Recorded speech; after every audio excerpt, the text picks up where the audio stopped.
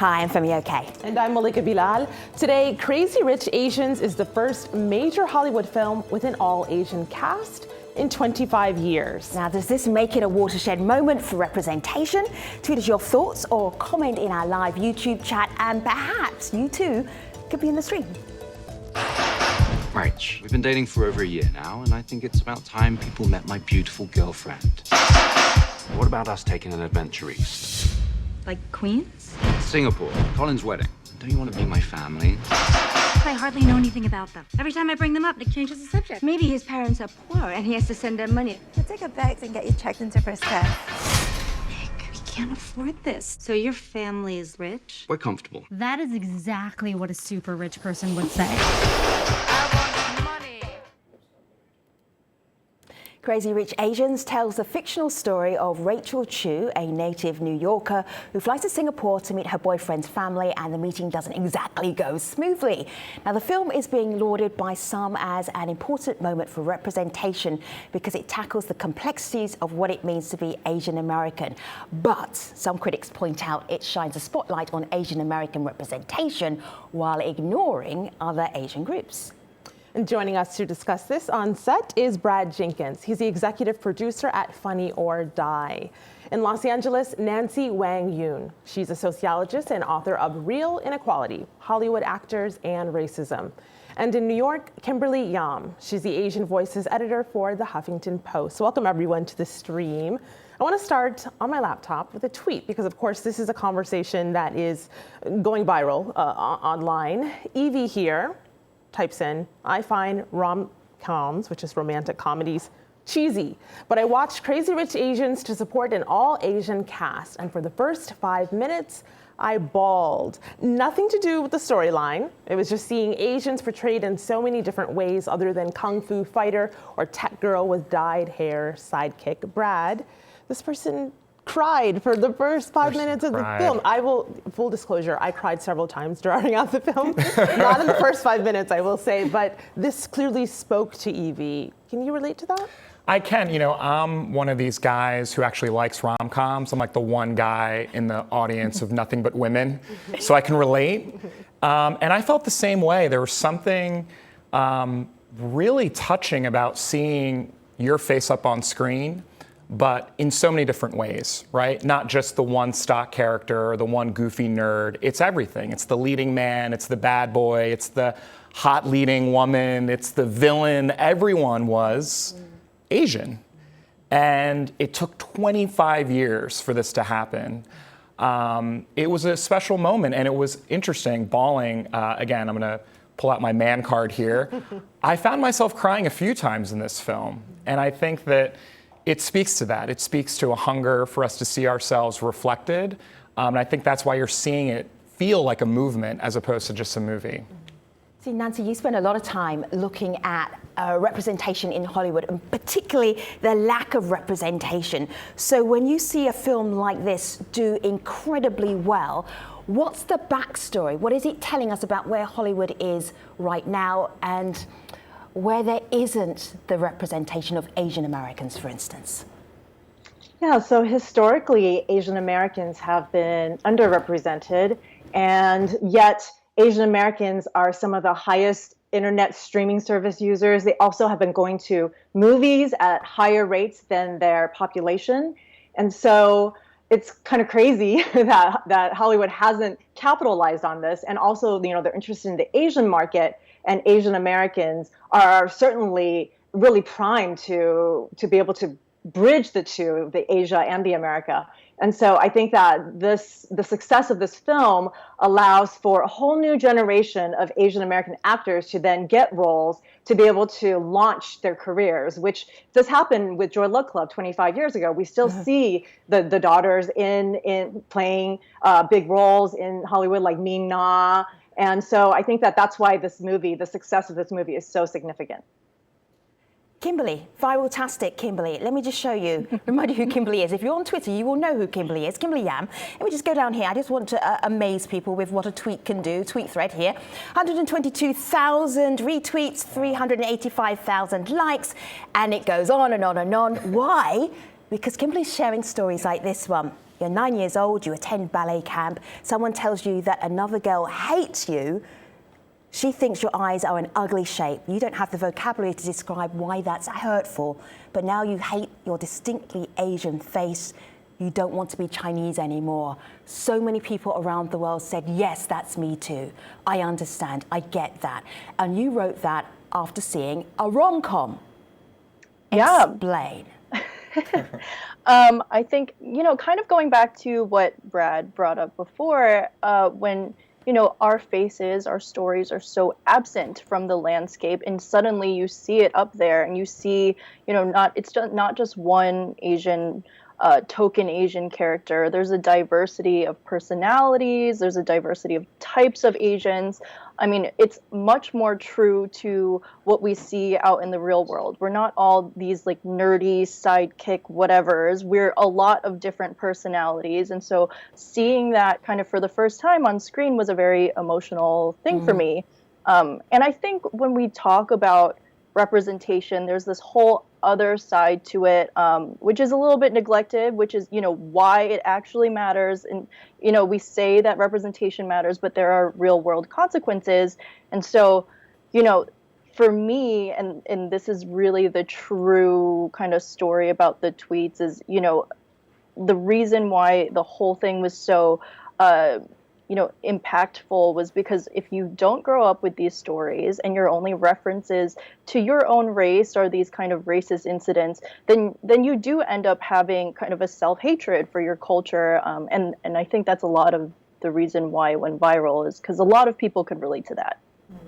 So we can't I think that it's important it's important for self-representation, but also what Kimberly tweeted, all these people making fun of her, they're not seeing any Asian Americans or Asian faces in positive roles, right? So Crazy Rich Asians, which shows so many different kinds of beautiful Asian men, so many different kinds of beautiful Asian women in a variety of roles that aren't stereotypical, that also has an impact on how others view us. Yeah, absolutely. Of course, we can't have this conversation, though, without talking about some of the criticism in that representation. So it's still a representation conversation. But take a look at this tweet here. Now, so much of the film can be considered a love letter to Singapore, where it's mostly set. Justin writes in saying, I'd been to Singapore around National Day several years ago, and while it is Sino-centric, it's not an excuse for this film to then ignore the presence of the country's other groups. This is the same reason why minorities in the U.S. are upset about the lack of representation. So if you haven't seen the film, I'll explain what that means via this next comment. We got a video comment from someone who wrote this piece. Crazy Rich Asians is one of the saddest moments. That's her take. And here's what she sent us.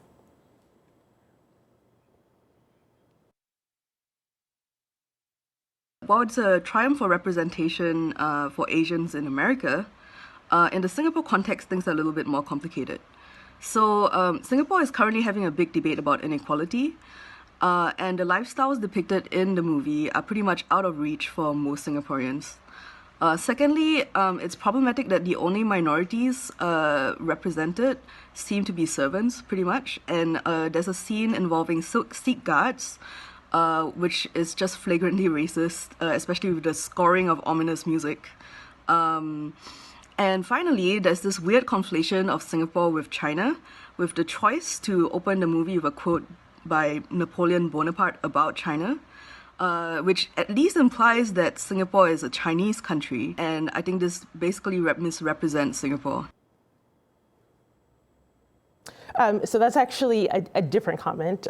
We got two video comments and very on that same topic, Brad, but the idea is still the same. It's not representing all Asians.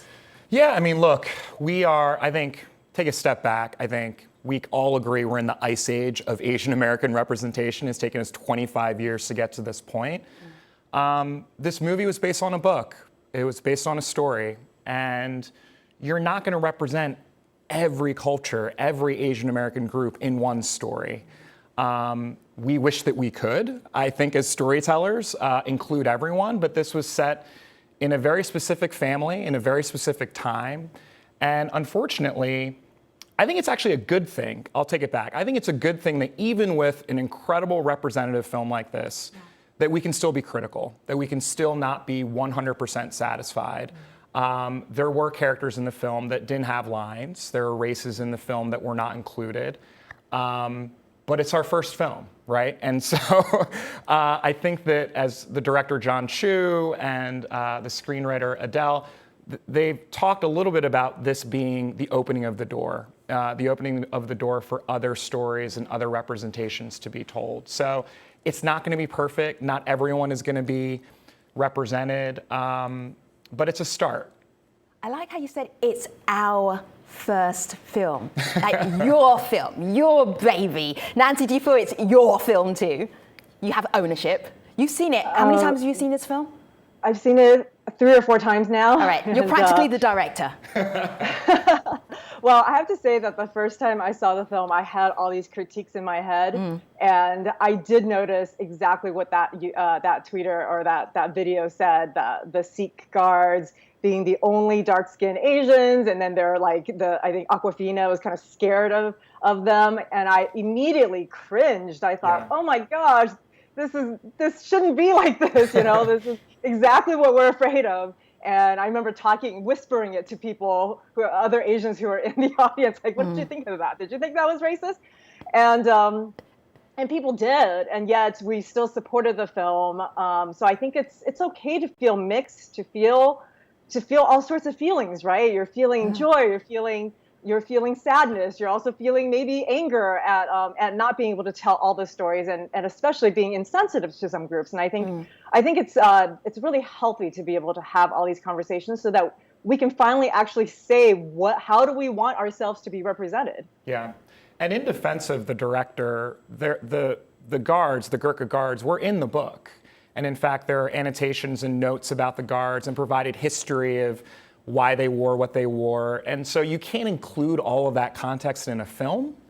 There are a lot of things that made it in the film. There are a lot of things that were inserted in the film to sort of embellish and flesh out characters. So, would it have been better if they just kept those characters out entirely? Maybe. It's a choice that you sort of have to make. But I think that, again, the larger issue here, I think, is it's such a huge moment for Asians to have this film, for it to be so successful. And I think the fact that we're hungry for more is good. I think that hopefully it inspires young South Asians to write their own stories and get their movies made. So I think that, again, it's the Ice Age. we're getting there, but we're not going to get there, in one movie, unfortunately. Right. So I'm glad you said that, because someone here brings up almost that same point. This is someone on Twitter who says, I see your point, and I understand why the non-Chinese Singaporeans would be upset, but the movie's been made like this. It is based on a book written as such, and you can't please everyone at the end of the day, but it's a good spark of momentum for more Asian faces to appear. So someone replied to that chain on Twitter. This is Aditi, who says, I think and she references someone else, the saying is accurate, and we have a need for narrative plentitude. The movie doesn't purport to represent all Asians or even all people from Singapore. Gossip Girl, a TV show, didn't represent all New Yorkers, the difference being the number of stories representing people. So Nancy, when we talk about the number of stories, I know that you've studied this. You've looked back over the history of film in America. What's your take on that? Yeah, absolutely. We're at such a dearth of representation. And I think for Asian American actors who I studied, this is a huge opening because usually, you start off as a supporting role and then you build your resume up, right? I think with Ghost in the Shell, with all the whitewashing, people were saying, oh, we don't have an A-list Asian actor. And now we have 2 actors that are in the variety, 10 actors to watch, Henry Golding and Gemma Chan. And so that's huge, right? To be able to have these faces and to be able to have this, again, this launching pad to be able to do so much more. And so hopefully more projects will come up, and that also Hollywood will be like, oh, look, Asians actually make money. And unfortunately, they can't tell us apart really well. So this actually does mean that hopefully more Asians, including Southeast Asians, Nancy, what's your evidence for that? Lived experience. Okay. Or should I say, Kimberly, what is your evidence for that? Slightly joking. Kimberly, I know you've been trying to get in. That was a joke, by the way, everybody. Don't tweet me. All right, Kimberly, go ahead. Yeah, I mean, I'm kind of going back to, what Nancy said. This is just a jumping off point. I think that if we kind of look to this movie and say that Crazy Rich Asians has solved the racism problem in Hollywood, that would be completely false. And then this whole movement would have failed. And so hopefully going forward, there's going to be a diversity of stories and a diversity of people represented. And a lot of these criticisms around the movie, I absolutely feel they're valid. I think, I don't think that the realities of Singapore are completely portrayed on screen, but at the same time, we know that with the success of this film, that means that, hopefully Hollywood is listening and that we're going to see other people, other stories, other faces, other types of Asians. I mean, the Asian community is so big and so diverse, and hopefully, more will be represented. There was a lot riding on this movie, and if we wait 25 years, people are going to want to see themselves, their own stories on screen. And so I think that's where a lot of the criticisms come from. But yeah, hopefully there's going to be a lot more. So guess I'm just looking at crazyrichasiansmovie.com. Everybody, you look at it with me and you can see these beautiful scenes. It's rich, it's lush, and oh my goodness, the men. Okay, we have broken a trope right here. Not that I can't stop watching, but and lots of different kinds of men and styles and shapes and characters and personalities. That's a big deal, Kimberly, right?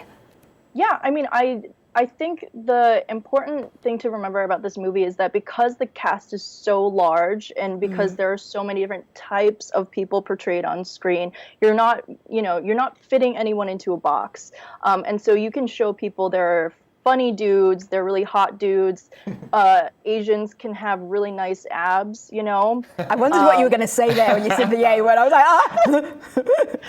like, Chris Pang is, not heinously ugly. And so, but yeah, there's just a diversity of people. So, we're not fit into this really, automaton nerd science something that we usually are. Coming from a man's perspective, I mean, growing up in New Jersey, the only Asian that I saw on the big screen was Long Duck Dong. I mean, that was pretty much it, right? So whenever, people would bring up Asians on television or movies, there was nothing to really point to. It was really Jackie Chan or Long Duck Dong. And the screening that I went to, the moments that the men were on the camera, I mean, women were literally howling. They're like, woohoo! It was awesome. As a man, Asian American men, we haven't had our moment. There hasn't been an Asian American leading man probably in Hollywood's history, other than a Jackie Chan or a Jet Li, more martial artists. Sure. And so for me to see men, to Jem's point, sexy, cool, sophisticated, is extremely powerful. Thinking back to my 12-year-old self, to see myself and think, I don't need to be white, right? I don't need to be something other than myself. I can be cool, I can be hot, I can go get some abs. I think that is a powerful thing for both men and women to see. So keeping that in mind, I want to bring in this tweet from Aditi. She says, moments when Rachel and Nick, those are the two main characters, were in bed or being physical, they stuck out to me. Asians have been either desexualized or fetishized by Hollywood, and I felt like those were very humanizing moments. And these are also very PG moments. There's nothing really explicit there. I've got a little picture here of Rachel and Nick in bed. I just happen to have it on my laptop because editorial reasons only. There you go. Excellent. So Asian men, talking about Asian men, historically, there's been, actually, if we go all the way back to the silent era, Sesui Hayakawa was a matinee idol. So he was seen as sexy and forbidden, and white women would come and flock to the movies to see him. But then after him, for a while, there just wasn't anyone. There was James Shigeta in Flower Drum Song, which was actually a movie that was probably one of the first all-Asian casts. This is predating Joy Luck Club. That was a musical set in Chinatown. And it also had a lot of, a couple of Asian men that were romantic leads. But it's like we can mark these like eras and like You 20, can 30 count them. years Yeah. between them. Yes. So, Wow. so it's really, I mean, everybody's been asking, are we finally going to have a momentum where we don't have to wait another 25 or 30 years? And I think that with different platforms, with streaming, with just more content, I think it's possible. Let me show you something, Guess. This is, Kimberly, you go first and I'll go second. You go ahead. Go on. I mean, I think personally, I feel like that scene was really powerful because I don't know if you remember ever seeing an Asian couple together showing emotion on screen. And I know, I always cite this because Nancy always does such a good research on in the industry. But the comment the casting director made to you about how Asians are difficult to cast because we're emotionless or expressionless or whatever. I think that scene was powerful because our love is very normal, regular ass love. And it's not really different from other people's, but there's also, the flair of our own Asian culture in there. And so I think, that scene personally for me was kind of revolutionary because you've never seen an Asian couple just being really, really regular on screen. So and the expressions of different Asians on Crazy Rich Asians. I think I was on a call with John M. Chu, the director, and he mentioned that someone like Michelle Yeoh, who can like with one look basically like Ice Queen, tell you yes. a million emotions. that the emotions that culturally Asians are not necessarily expressing emotions with like, big old screens or anything, just one very, very like subtle look, but really kind of all the ancestors are behind that look. It's really interesting to think about how there are so many different ways to Awkwafina's really kind of over the top expressions and Ken Jeong. We have such a kind of variety of maybe multiple generations, like the immigrant generation or people in Asia to people who have been more Americanized, but all of those expressions are legitimate. So Nancy, Kimberly, I want to interject here because another way to show emotion was via the soundtrack. The music is beautiful. Have a look at my laptop here. This headline really sums up what I'm about to show you. This is from Glamour. This singer auditioned for Crazy Rich Asians through YouTube and got the job. She sent us a video comment. Her name is Cheryl, and this is what she told the stream. Honestly, this is my first big break in a Hollywood production movie, and I've never been happier to lend my voice for such a huge, not just a movie, but a movement. I mean, they haven't had an all-Asian cast since like 25 years ago, and the soundtrack of this film is just amazing. I'm singing half Mandarin, half English, and I feel like it's so authentic because I'm also born and raised from Malaysia and Singapore, and just being a part of it is, I've never been prouder. I've never been prouder to be Asian. Never been prouder to be Asian, Femi. All right, so if you haven't seen this film yet, it is opening around the world between now and October. Bethany is a reporter at the Philly Inquirer. She wrote this story here. My favorite part of Crazy Rich Asians was the credits. Why would that be? There's a little secret in the credits, but that's not the reason why it's their favorite part. Have a listen to what Bethany had to say. There you go. My favorite part of Crazy Rich Asians actually came at the very end when the credits rolled, because that was when I got to see all of the names of the Asian Americans who made this movie happen but weren't necessarily on screen. People who worked in costume design and music and set design, because I knew that they were going to be the people who were going to hold Hollywood accountable from now on, even though they're not necessarily actors or actresses. They were the ones who worked behind the scenes to make this movie happen, so obviously Asian American narratives are important to them, and I'm so excited to see what work comes out of that whole movement. Inspiring credits, and also a little top tip, if you haven't seen the film, stay to the end of the credits, don't rush off early. There's a little extra special thing in there. Rad, Nancy, Kimberley, thank you for joining us today. Really enjoyed your conversation. Malika? I'll end with Sumaya, who says, I'm not Asian or Asian American, but this film meant a lot to me. Thanks for joining us on the stream. You can see us always online at AJ Stream. Take care, everybody.